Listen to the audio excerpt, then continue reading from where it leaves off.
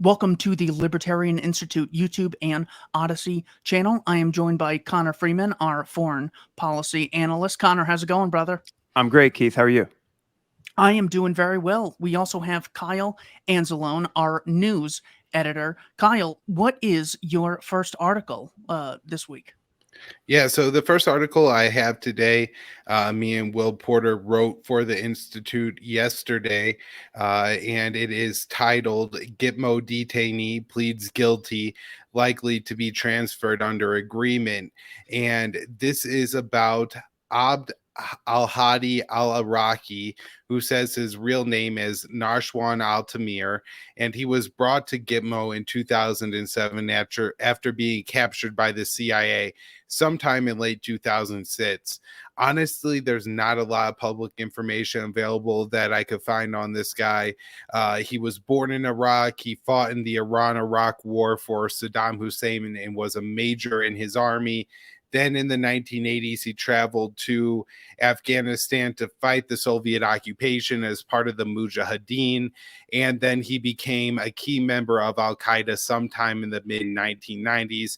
Now, a whole lot of clarity on what he was initially doing in Afghanistan and how he rose to the ranks of Al-Qaeda.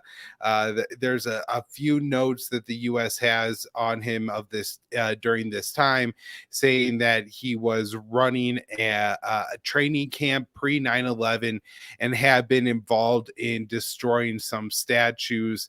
And then post 9/11, he's accused of carrying out attacks in Pakistan and Afghanistan against U.S. soldiers in Afghanistan and then civilians in both countries. Al-Iraqi was identified by Ahmed al-Darbi, who's a Saudi who is in Guantanamo Bay and tortured there. And he made the statements identifying al-Iraqi while under torture, although we now have al-Iraqi pleading to the charges. During his time in Guantanamo Bay, his medical situation has deteriorated significantly. He has some kind of spinal condition. He sued the government saying that for medical neglect and deliberate indifference towards his health, and he's now paralyzed from the waist down, unable to control his bladder and bowels, and so he has a pretty low quality of life at this point. This is, I think, 37 people left in Guantanamo Bay so far. I believe under the Biden administration, or at least in 2022, one person has been transferred from Guantanamo Bay. 5 have been cleared to leave. And while, of course, this is a plea deal saying that, you know, he's agreeing that he was guilty of some of the crimes the U.S. Accused him of, this seems more like a plea agreement to wrap up his legal situation so he could be transferred to another country to receive some medical care and live a better quality of life than he would in Guantanamo Bay. So I'm not 100% willing to just take this as he's confessing to everything the U.S. accused him of, but more or less that, you know, he's confessing here. He's going to get time served plus a few years, and then he's going to be transferred somewhere else. And maybe quickly, given his medical situation, I guess people could advise him to be somewhat low risk to, you know, recidivize into terrorism if you have to, you know, wear a diaper and you can't walk in a, you know, wheelchair and stuff. It's kind of unlikely, I guess, that you're going to be able to do any major you know, networking for Al-Qaeda in the mountains of Afghanistan. But we'll see how this plays out, and I'll try to keep a little bit of note on it. But it is interesting that it seems most of the evidence against this man was obtained through torture. Unreal. It really goes to show that the presumption of guilt, especially on the right, has really gone out the window, especially since the whole January 6th operation here. Because I would always hear people on the right, well, look, if you're in jail, if you're in that orange suit, you had to have done something. And now they're like, you know what? After the Uvalde cops, after, you know, the cops standing down for a large number of riots, but going to the wall for the January 6thers, it seems like even the right now was like, you know what? just because you're in jail doesn't mean you did anything bad. And I think people like Dinesh D'Souza are even saying this kind of thing now and being on board with prison reform. Uh, uh, on But net, are then you you at have all Lori optimistic? Lightfoot saying that if somebody's charged in Chicago with violent crime, they're as good as guilty. So see how the Mhm. the politics have moved in the United States, and now that you have a Democrat in the White House and Democrats in the House and the Senate, it's a law and order country again, and everybody has to obey the rules. Lord help us. All right, Connor Freeman, do me a favor and share the first article that you have. All right. Can you see that? Yes, I can. Okay, great. So this is an article that's running at antiwar.com today by Dave DeCamp. Iran believes Israel killed 2 Iranian scientists with poison. And there's been a couple of other suspicious deaths of some IRGC men recently. So I'll get into that here in just a second. Just a little background. Israel carried out an assassination of high-ranking senior, it was a senior colonel in the IRGC. They gunned him down in his driveway in Tehran. These were 2 men on motorcycles, probably the Mujahideen called proxies, but regardless, it's been reported in the New York Times that Israel told the U.S. that they were responsible for the killing.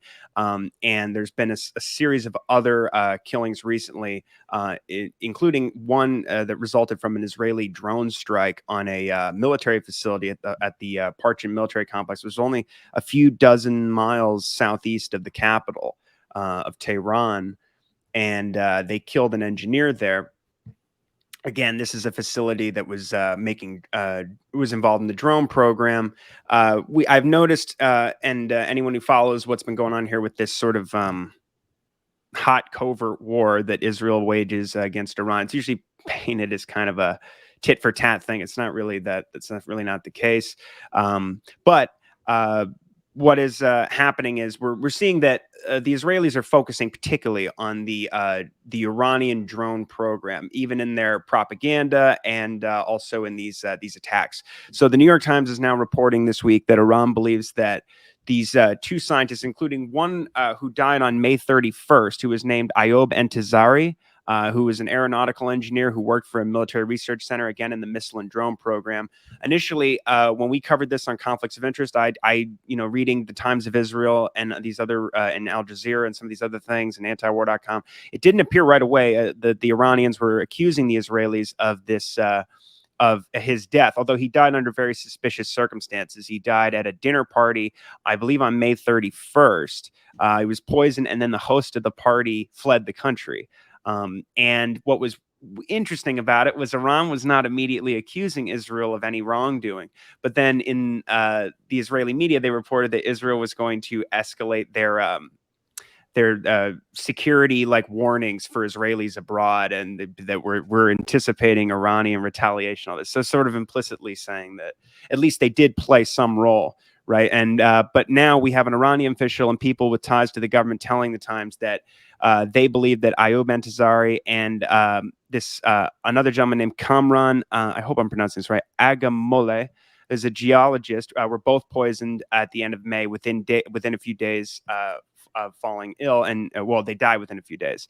Now, of course, the Israeli media is also saying that this Agamole man worked at the Natanz nuclear facility, which has, of course, been attacked several times by Israel, particularly in the last few years. And, of course, this comes on top of all these other attacks that have been going on inside Iran recently. There was a big drone strike in February in a place called Kermanshah. And last year, they attacked with quadricopter drones, similar to what happened at Kermanshah in the Parchin military complex. They attacked a site in Karaj, which was a centrifuge facility, a centrifuge building facility, and they destroyed some IAEA cameras there. And it was a big controversy. But that's another story, because the IAEA is becoming very political, and right now we're just seeing a full court press against Iran, really from every angle. Kyle and Will have been reporting about this new bill that's come in from the Abraham Accords caucus, that is looking to upgrade and integrate missile defense with the Abraham Accords states, Jordan, Egypt, in addition to them, Jordan, Egypt, Iraq, and Israel, all basically under the guise of, well, the Iranians are the worst terrorists in the world, and they're attacking us, and so we need to help defend our allies and partners there. And of course, there's just no support for returning to the deal in Congress. And now we see this IRGC issue, which seemed to be the main sticking point. Although now I would argue that the IAEA is asserting itself as a political weapon against Iran, working on behalf of at least the Americans and the Israelis, with the E3, following behind, but maybe for different reasons. But regardless, there is just a lot of tensions developing around and inside Iran. And now, on top of these two men who were poisoned, there are more mysterious deaths inside Iran that are continuing. We have Iranian media reporting that two men working for the IRGC in the aerospace industry died while on unspecified missions over the weekend. And both deaths have been labeled martyrdoms, which means that the Israelis believe that they were killed. So, and also I'll just point out, I was reading last night from some Israeli media that Yair Lapid, who is the Israeli foreign minister, is running around saying things about how Israelis need to get out of Istanbul. You got to get out of Istanbul. The Iranians are going to kill you. The Iranians are going to kill you. And he's like, anyone who's left already, thank God you escaped with your life. And it's all these lies. I mean, the gentleman that they killed, Hassan Kodeh, the colonel in the IRGC that they killed in Tehran, they said that he was part of some unit of the IRGC Quds force that doesn't exist. I think they called it Unit 840, and they said they were all planning to kidnap and assassinate Israelis abroad. But of course, that was just building on some spaceless propaganda that they were spewing weeks before, maybe even a month before.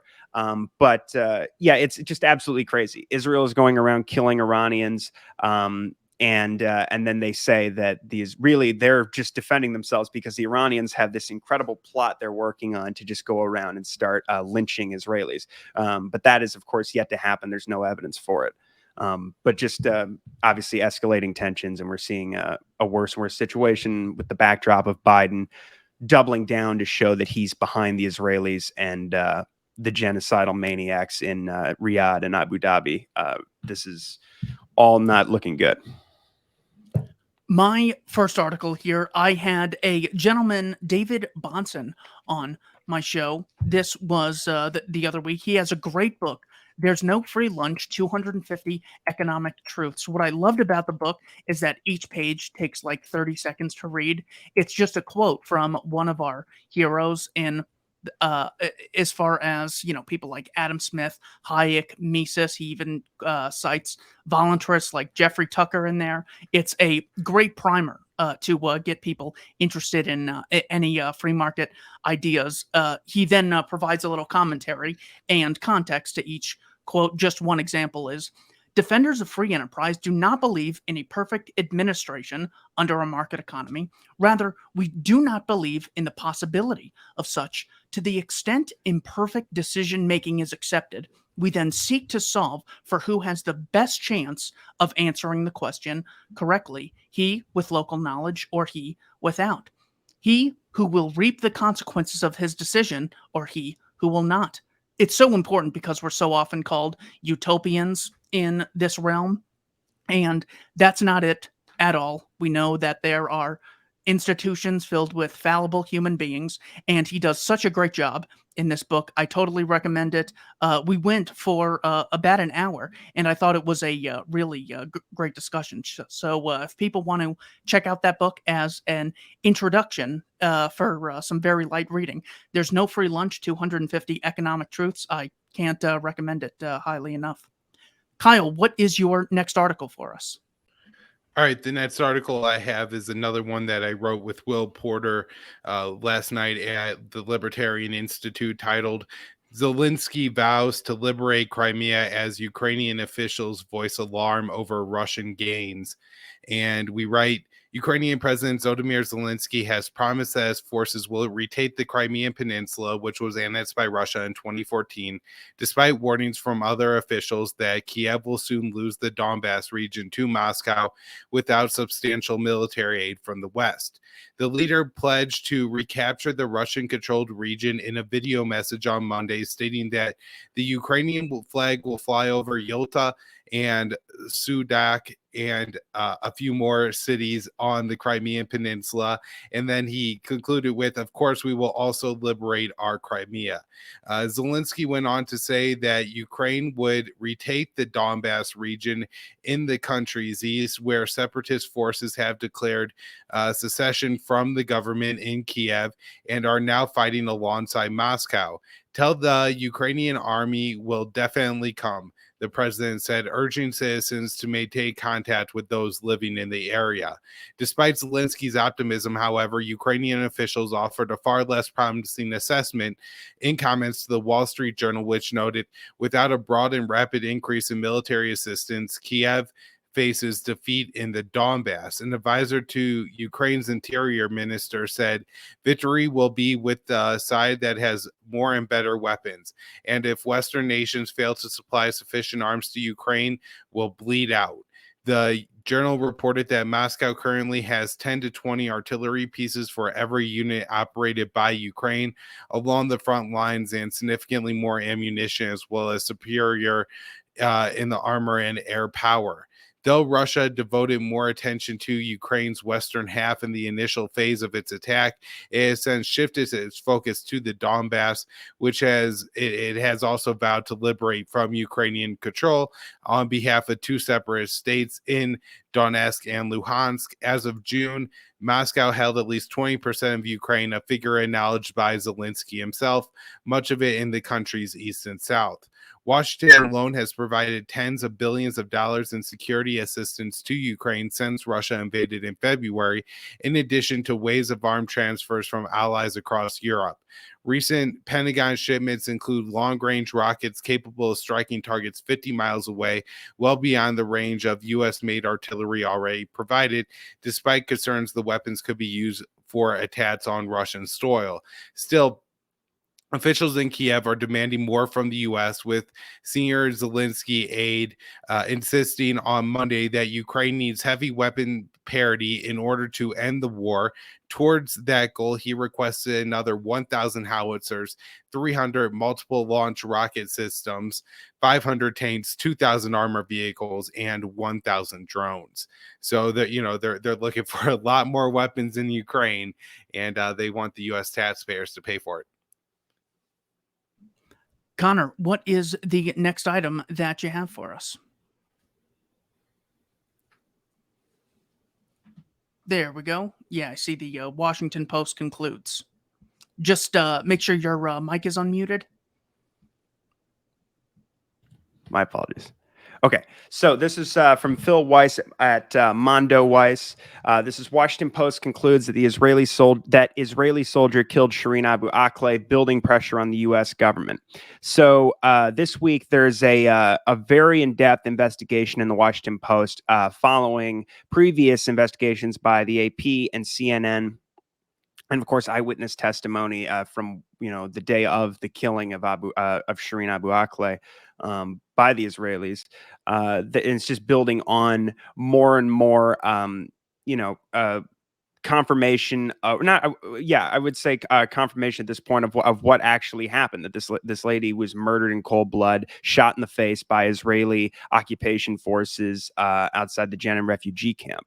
And so what's very interesting about this, though, is the politics of it. So this is the Washington Post, of course, not the paper of record, the Times, but right there, the main establishment, one of the three biggest establishment papers.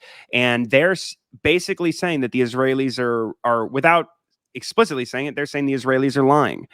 So what's very interesting is that they carried out a major investigation here by going through, as they say, 6 videos, social media posts, and photos of the event. They've conducted 2 physical inspections of the area and commissioned 2 independent acoustic analysis of the gunshots. The review suggests that an Israeli soldier in the convoy likely shot and killed Abu Akleh. The Israeli Defense Forces has said it is possible that one of its soldiers fired the fatal shot, but claimed that any gunfire was directed toward a Palestinian gunman who was standing between the Israeli soldiers and the journalists, and that the reporters might have shot unintentionally. And then the Post completely disputes this, and they go, Israel's military has not released any evidence showing the presence of a gunman. The available video and audio evidence disputes IDF claims that there was an exchange of fire in the minutes before Abu Akleh was killed, and it supports the accounts of multiple eyewitnesses interviewed by the Post who said there was no firefight at the time. And they also spoke, the 3 authors here spoke with Ali Al-Samoudi, who is the Al Jazeera producer who was with Shireen when she was murdered. He was also shot by the same soldier that day. And he is quoted in there saying, "It was totally calm. There was no gunfire at all. Suddenly there was a barrage of bullets. The shots seemed to come from the military vehicles," Samoudi recalled. They discuss how there have been shifting explanations from the IDF ever since this happened and from the Israeli government. There was a ridiculous video that was originally put out where they were suggesting that there were Palestinian gunmen firing wildly, and that's how Shireen must have been killed. But of course, I think it was Bet Salem that had satellite photos showing that they were nowhere near the proximity, and that I'm not even sure that it was verified that video was the legitimacy of it. I don't think was ever really confirmed, like when the video was taken, who those people were. So they had to drop that pretty quickly. But the Post, he says, publishes a statement from the Israeli army that they will continue to responsibly investigate the incident in order to get to the truth of this tragic event. They're still requesting the bullet that killed Shireen, but the PA has refused to turn it over. But what's interesting is the Post points out that they have all kinds of evidence that they're not revealing, including drone footage and body camera footage. They go, let's see. So the IDF did not say how it arrived at the conclusion that its soldiers did not know journalists were present or that they were not deliberately targeted. An IDF spokesman directed Post reporters towards statements made by an Israeli military official, Colonel Arik Moyle, in a television interview in which he says there's a better chance Abu Akleh was killed by Palestinian fire than by one of the 5 bullets shot by an Israeli soldier who had been present that day. But no evidence was provided. The IDF did not respond to a question about what, if anything, Israeli footage of the incident from drones and body cameras shows. And they also report here that Steve Beck found the 2 bursts of gunfire. 13 shots in total were shot from between 175 and 195 meters, roughly 600 feet away from the cameras that recorded the scene, almost exactly the distance between the journalists and the Israeli military vehicles. So this is going to increase the pressure on Biden and Blinken and the administration to continue. There was another horrible murder of another. She's a Palestinian Christian U.S. citizen who is a world-renowned journalist. I mean, on top of especially the war last May, the fact that there has just been numerous, reports that have come out from Human Rights Watch, Bet Salem, Amnesty International, the UN Secretary General's office, all saying that Israel's an apartheid state. That has become a that more and more people are becoming aware of this. Particularly, it's similar to like when you have something like the Free Thought Project. The social media aspect of this is very important because for the first time now we've had years of, and it was when I first got Twitter in 2017, I saw a lot more of this, but we still do see from these Palestinian, I don't know how, I'm sure the algorithm is shutting a lot of this out, but we see a lot of footage of just the brutality of life under the Israeli occupation in the occupied territories in Palestine. And when we covered on Conflicts of Interest that at the end of last year, I believe, Yair Lapid was saying how this is the worst thing. Everybody's going to say we're an apartheid state. We've got to prepare for this and get our PR machine going in the U.S. and elsewhere, because this is vicious. This is what he compared it to, like a nuclear attack on Israel. This idea that it becoming more internationally known and more controversial, the apartheid situation in Israel and Palestine, and but instead, we were seeing just Israel committing aggressions, murdering journalists. They killed a U.S. citizen in the beginning of the year named Omar Assad, a 78-year-old man. They just tied him up, blindfolded him, gagged him, and left him on the ground of a construction site. He died on the ground of a heart attack, and the Americans go, well, we're waiting for the Israelis to investigate it, and we're concerned. It's been 6 months and they never talk about it. I don't even think, I think basically it was like an administrative disciplinary action, like that. Nobody paid any consequences for this. Not that we would expect that, it's like cops in America, but no, it's very interesting to see. I think a lot of people are going to continue to press this issue because there's no defending our support for Israel at this point. And so it's very interesting to watch Biden fall apart here, because he's Israel's man in Washington, despite his mental state. When he does go to Tel Aviv here soon in July, in the middle of July for his meetings and talking to Bennett and Lapid and Gantz, he's going to have to answer some real questions from journalists at this point. He's going to be in the hot seat, like Phil Weiss says, and he is not prepared for that. I don't think he would be, even if he had his wits about him here. And certainly Blinken doesn't. Blinken keeps denying that there's been an independent investigation.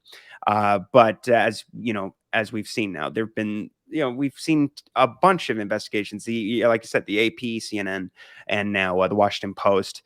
And so it's just, I think that the Hasbara is really failing right now, and that's great to see. And it'll make it much more difficult for them to continue this. Hopefully. Yeah, it is he is getting a lot of practice, defending Jabhat al-Nusra, defending the Banderites in the Azov battalion, and defending Israel at this point should actually be pretty easy. I'm very confident in our president here.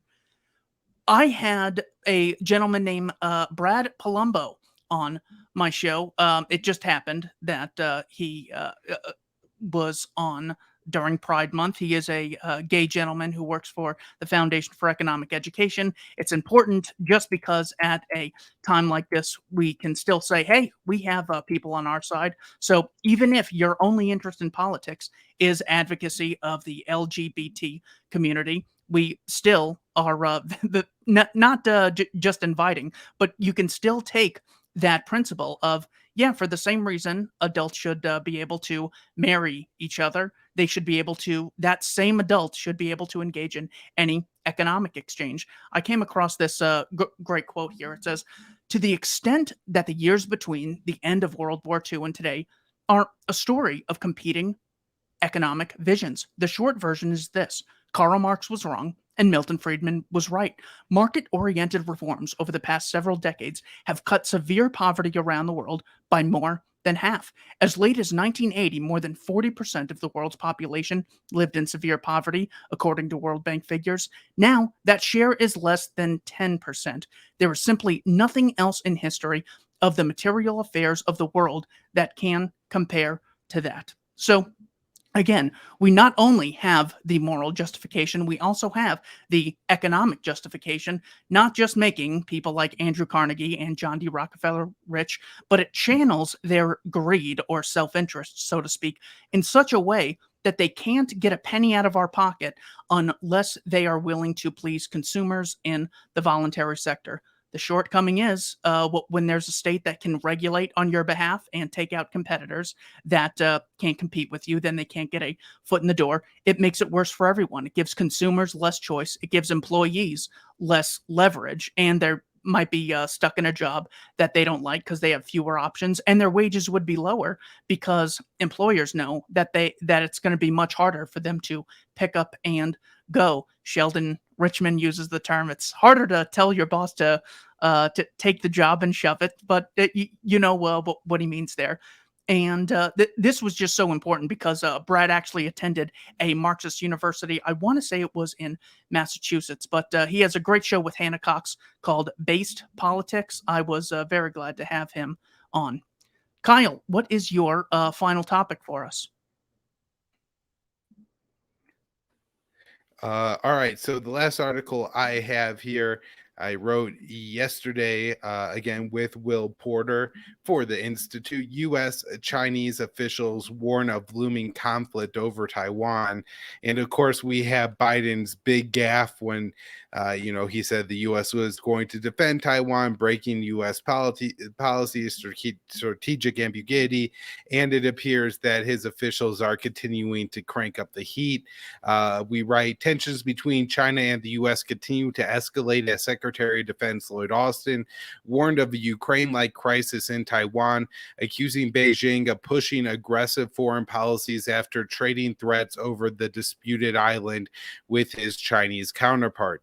Delivering a fiery speech in Singapore on Sunday, the Pentagon chief claimed that Washington had witnessed a steady increase in provocations and destabilizing military activity near Taiwan, adding that the PRC's moves threaten to undermine security, stability, and prosperity in the Indo-Pacific.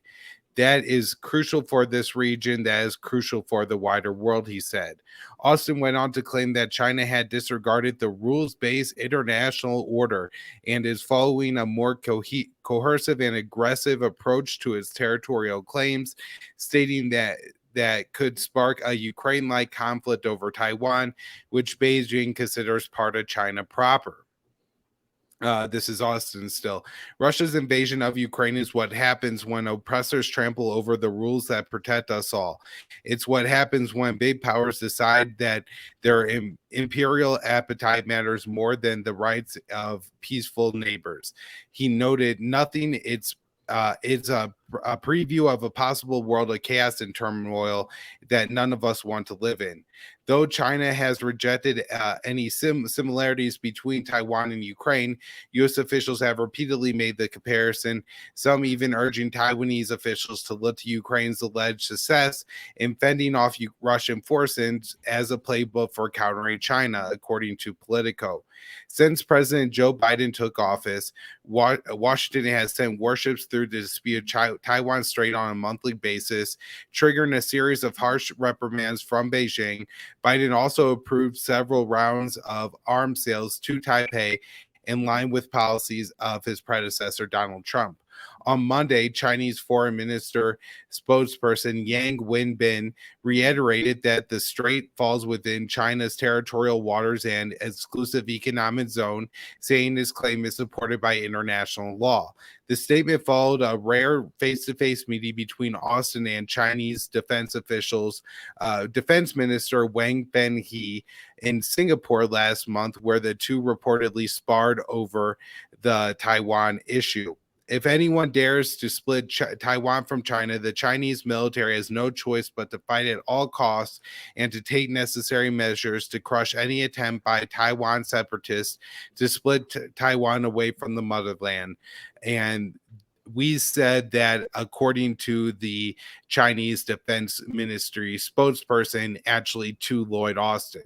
The official also accused the United States of interfering in China's internal affairs by keeping direct bilateral relations with Taipei, and warned that no one should ever underestimate the resolve and ability of China's armed forces to safeguard its territorial integrity. Wei went on to claim to slam Washington's Indo-Pacific policy during his own speech in Singapore, saying it seeks to create conflict and confrontation in the region to contain and encircle others. Towards the end, he said Washington is working to assemble an international anti-China coalition in the name of a free and open Pacific. The Pentagon has indicated it does not take China's warning seriously and will not end its provocative maneuvers in the Taiwan Strait, with Department of Defense spokesperson Martin Miners recently stating that the U.S. military will continue to fly, sail, and operate wherever international law allows, and that includes transiting through the Taiwan Strait. Good stuff. Heavens, we got Iran, Israel, China, and the Ukraine-Russia situation. Rather stressful. I just want to go through my last item quick here. This clip was pretty popular on Twitter the other day. We have to take steps to detoxify our discourse, particularly the scourge of disinformation and conspiracy theories and hate online that has polluted our political discourse. So this was the guy who originally got me interested into politics. I was heavily supporting him, thinking of him as the hope and change candidate. So I saw that clip and I thought, well, is there any major disinformation that Barack Obama has pushed that has been unnecessarily divisive, to use his own words? Unfortunately, I could only think of 14, and that video is coming out soon, but I just had to pick one. This would be the Pulse nightclub massacre. Absolute tragedy here. 49 deaths. This was in June of 2016. Glenn Greenwald makes the important point that the whole point of terrorism is to publicize, not conceal the grievances driving the violence. So the best primary piece of evidence we have not only Omar Mateen, the murderer's Facebook post, but we actually have the 911 call. I want to read a few segments of this and see if the original narrative matches up with this 911 call. Doesn't look like it. So the negotiator says, "Can you tell me where you are right now so I can get you some help?" Omar Mateen says, "No, because you have to tell America to stop bombing Syria and Iraq. They are killing a lot of innocent people. What am I to do here when my people are getting killed over there? You get what I'm saying?" He goes on to say, "You need to stop the airstrikes. They need to stop the U.S. airstrikes. You have to tell the U.S. government to stop bombing. They are killing too many women and children. They are killing too many women. Okay? I feel the pain of the people getting killed in Syria and Iraq and all over the Muslim unidentified word." But it goes on like this. He says, "Well, you need to know they need to stop bombing Syria and Iraq. The U.S. is collaborating with Russia, and they are killing innocent women and children." Okay?